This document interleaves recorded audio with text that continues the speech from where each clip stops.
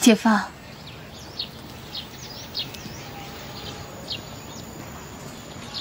我们谈谈呗。谈什么谈啊？不谈。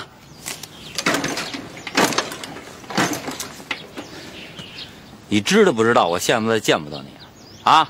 我现在一见你，我这心，我真没见过你这么不要脸的女人。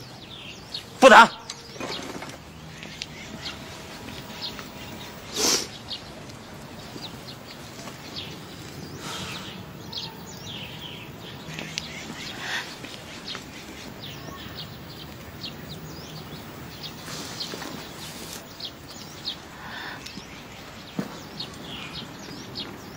谈什么呀？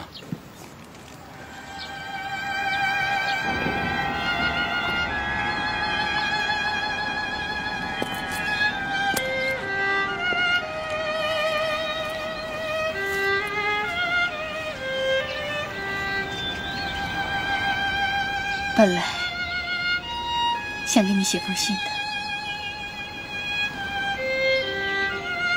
可写到一半就给撕了。说这些还有意思吗？咱们是从小一起长大的朋友，有些事没有必要藏着掖着。你要是给彭辉来当说客了，那就免谈，我没功夫，我还忙着呢。你爱过我吗？你像我爱你那样爱过我吗？我曾经发过誓，非你不嫁。可你一走就是5年，只来过几封信。我不已经向你道过歉了吗？我不是让你道歉的。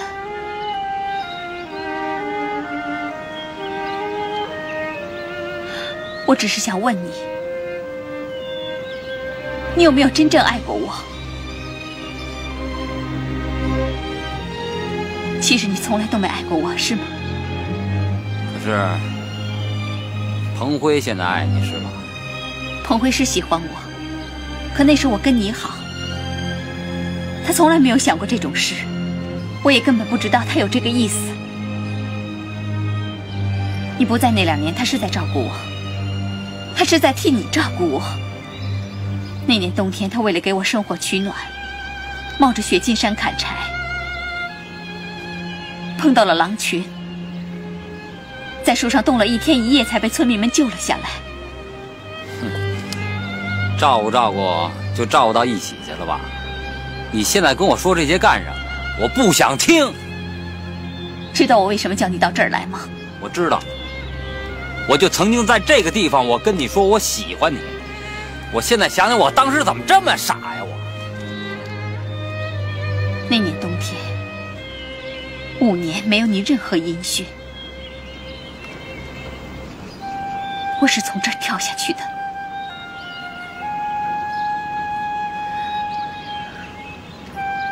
当时我真想死。你是我的初恋，我真的很爱你。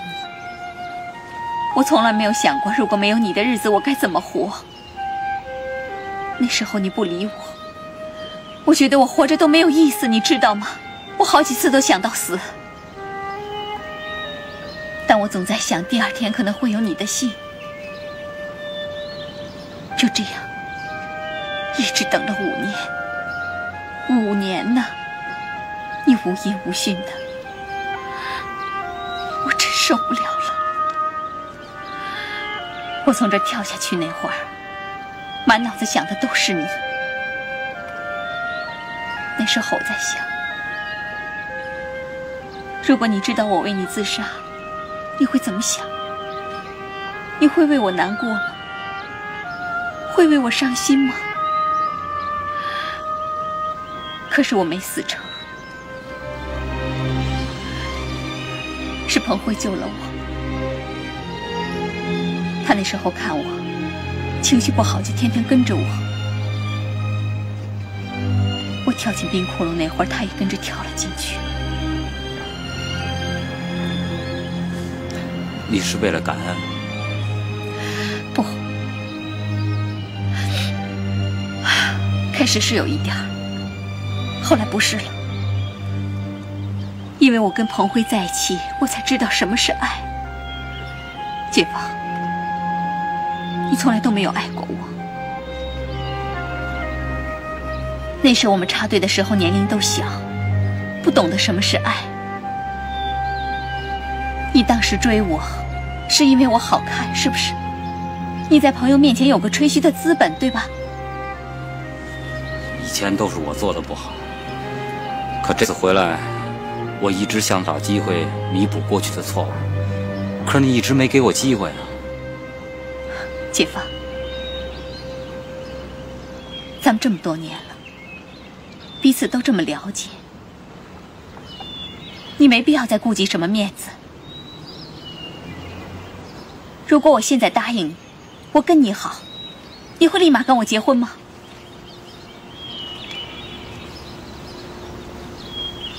你不能，是不是？所以咱们根本不可能走到一起呀。你现在还爱我吗？不爱了。从我跳进冰窟窿那会儿就不爱了。那你还在恨我？也不恨了。我想通了，你有你的生活方式，我不能把我的情感全加在你身上。这想通了，也就不恨了。这不把你当男朋友了吧，就想起你好多好来。别说这些，我不爱听。你要恨就恨我好了，是我主动的，跟彭辉没关系。彭辉一直在拒绝我，他跟我说，哪怕他再喜欢我，哪怕他一辈子不成家，他也不可能跟我在一起，因为他不想伤害你，是我死乞白赖一直坚持着。因为我知道，如果我失去彭辉的话，我这辈子再也找不到真爱了。你跟和平都是他最好的朋友，那天他跟我说，如果像你们这种生死的朋友都有翻脸的一天，这世界上还有什么可信的呢？有些事彭辉不让我告诉你，但我觉得应该让你知道。你还记得插队的时候你跟那些人打架吗？你被打晕了，是彭辉把你救出来的，结果他被打了个半死，在医院里躺了半个月。行了行了，别说了。我没办法不说，看到你们这么好的兄弟为了我翻脸，我心里很难受。我告诉你姐夫，如果你真的不能原谅彭辉，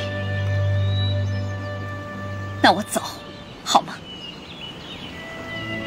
因为我看不了你心里那么多的怨恨，也看不了彭辉伤心。我只是想劝你，不要因为你的小心眼儿而伤了哥们儿的情谊。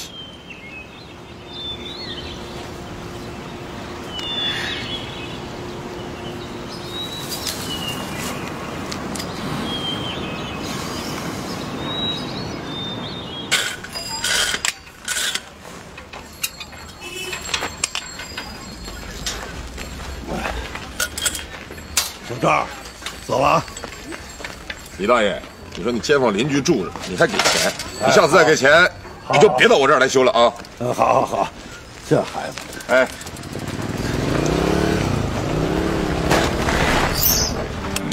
秀山啊，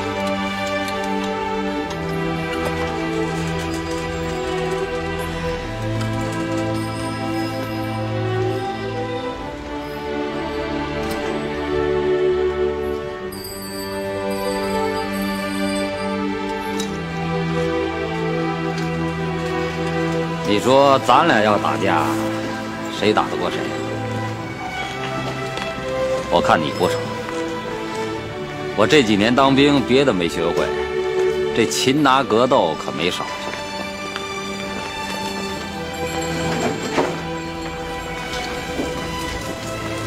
何英都跟我说了，这些年都是我做的不好。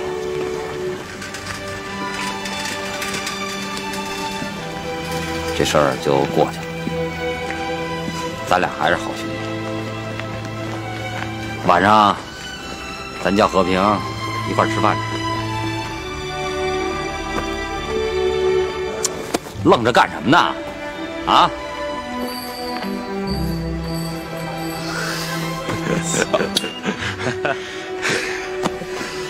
哎呀！